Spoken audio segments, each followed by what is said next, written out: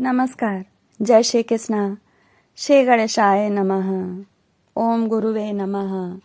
श्री सीतारामचंद्राभ्याम नमः। वाल्मीकि मुनि की जय हो। हनुमान जी महाराज की जय हो। पंचदेवों की जय हो। मैं आपको श्री वाल्मीकि रचित आदि काव्य रामायण श्लोक बालकांड का क्रमशः हिंदी में अर्थ सुना रही हूँ। 15 सर्ग सुना चुकी हूँ। आज 16 सर्ग सुनाऊंगी। 16वां सर्ग। इस सर्ग में देवताओं का श्रीहरि से रावण वध के लिए मनुष्य रूप में अवतीर्ण होने को कहना, राजा के पुत्रेष्टि यज्ञ में अग्निकुंड से प्राजापत्य पुरुष का प्रकट होकर खीर अर्पण करना और उसे खाकर रानियों का गर्भवती होना।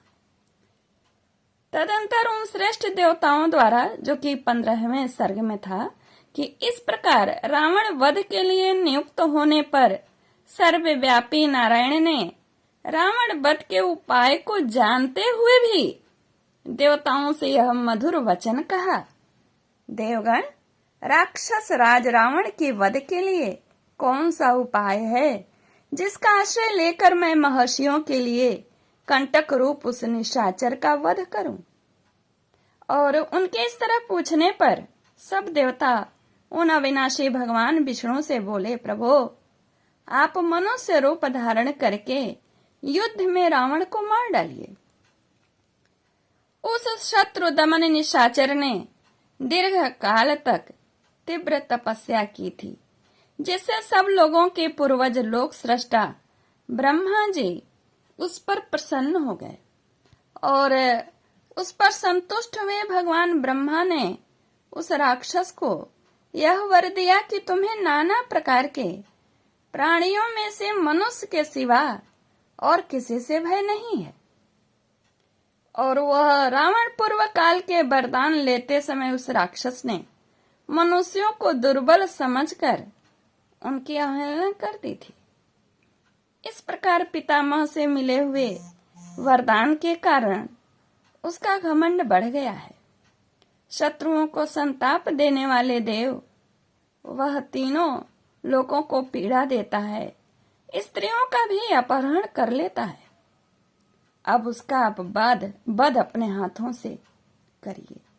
मनुष्य के हाथ से निश्चित है, आप मनुष्य रूप में अवतार लें। समस्त जीवात्माओं को वश में रखने वाले भगवान विष्णु ने देवताओं की यह बात सुनकर अवतार काल में राजा दशरथ को ही पिता बनाने की इच्छा की। उसी समय वे शत्रु सुदन महातेजस्वी नरेश पुत्रहीन होने के कारण पुत्र प्राप्ति की इच्छा से पुत्रेष्टि यज्ञ कर रहे थे। उन्हें पिता बनाने का निश्चय करके भगवान विष्णु पितामह की अनुमति ले देवताओं और महर्षियों से पूजित हो वहां से अंतर्धान हो गए। तत्पश्चात पुत्रेष्टि यज्ञ करते हुए राजा दशरथ के यज्ञ में अग्नि कुंड से एक विशाल काय पुरुष प्रकट हुआ। उसके शरीर में इतना प्रकाश था जिसकी कहीं तुलना नहीं थी। उसका बल पराक्रम महान था।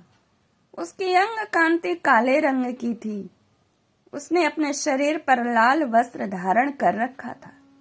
उसका मुख भी लाल ही था। उसकी वाणी से दुंदुभी के समान गंभीर ध्वनि प्रकट हो रहे थे। उसके रोम, दाढ़ी, मूछ और बड़े बड़े केश चिकने और सिंह के समान थे। वह शुभ लक्षणों से संपन्न, दिव्य आभूषणों से विभूषित, शैल शिखर के समान ऊंचा तथा गर्वीले सिंह के समान चलने वाला था। उसकी आकृति सूर्य के समान तेजोमयी थी। वह प्रज्वलित अग्नि की लपटों के समान देदीप्यमान हो रहा था। उसके हाथ में तपाए हुए जाम्बुनद नामक स्वर्ण की बनी हुई परात थी, जो चांदी के ढक्कन से ढकी हुई थी। वह परात थाली बहुत बड़ी थी और दिव्य खीर से भरी हुई थी। उसे उस पुरुष ने स्वयं अपने दोनों भुजाओं पर इस तरह उठा रखा था मानो कोई रसिक अपनी प्रियतमा पत्नी को अंक में लिए हुए हो। वह अद्भुत परात मायामयी सी जान पड़ती थी। उसने राजा दशरथ की ओर देखकर कहा, नरेश्वर, मुझे प्रजापति लोक का पुरुष जानो। मैं प्रजापति की ही आज्ञा से यहाँ आया हूँ। तब राजा दशरथ ने हाथ जोड़कर उससे कहा, भगवान, आपका स्वागत है। कहिए, मैं आपकी क्या सेवा करूं? फिर उस प्रजापति पुरुष ने पुनः यह बात कही, राजन, तुम देवताओं की आराधना करते हो, इसलिए तुम्हें आज यह वस्तु प्राप्त हुई है। निपश्रेष्ठ, यह देवताओं की बनाई हुई खीर है, जो संतान की प्राप्ति कराने वाली है। तुम इसे ग्रहण करो। यह धन और आरोग्य की भी वृद्धि करने वाली है। राजन, यह खीर अपनी योग्य पत्नियों को दो और कहो, तुम लोग इसे खाओ। ऐसा करने पर उनके गर्भ से आपको अनेक पुत्रों की प्राप्ति होगी, जिनके लिए तुम यह यज्ञ कर रहे हो। राजा ने प्रसन्नता पूर्वक बहुत अच्छा कहकर उस दिव्य पुरुष की दी हुई देवान्न से परिपूर्ण सोने की थाली को लेकर उसे अपने मस्तक पर धारण किया।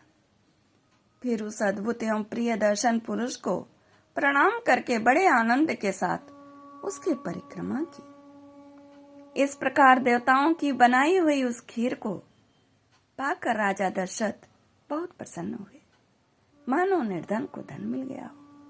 उसके बाद वह परम तेजस्वी अद्भुत पुरुष अपना वह काम पूर्ण करके वहीं अंतर्धान हो गए।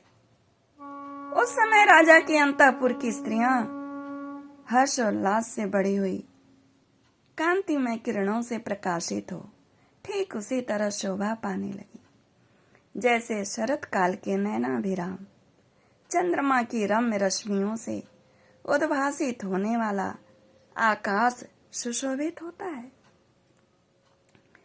राजा दशरथ वह खीर लेकर अंतःपुर में गए और कौशल्या से बोले, देवी, यह अपने लिए पुत्र की प्राप्ति कराने वाले खीर ग्रहण करो।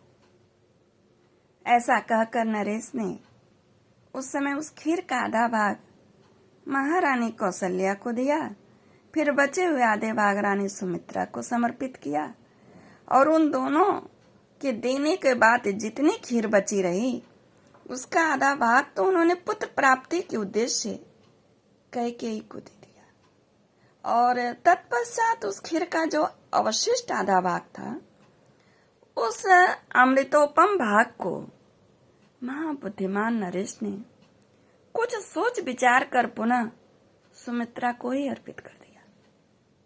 इस प्रकार राजा ने अपने सभी रानियों को अलग अलग खीर बांट दी।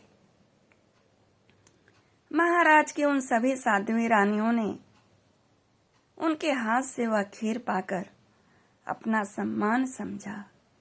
उनके चित्त में अत्यंत हर्षोल्लास छा गया। उस उत्तम खीर को खाकर महाराज की उन तीनों साध्वी महारानियों ने शीघ्र ही पृथक पृथक गर्भ धारण किया। उनके वे गर्भ अग्नि और सूर्य के समान तेजस्वी थे। तदंतर अपनी उन रानियों को गर्भवती देख राजा दशरथ को बड़ी प्रसन्नता हुई। उन्होंने समझा, मेरा मनोरथ तो सफल हो गया।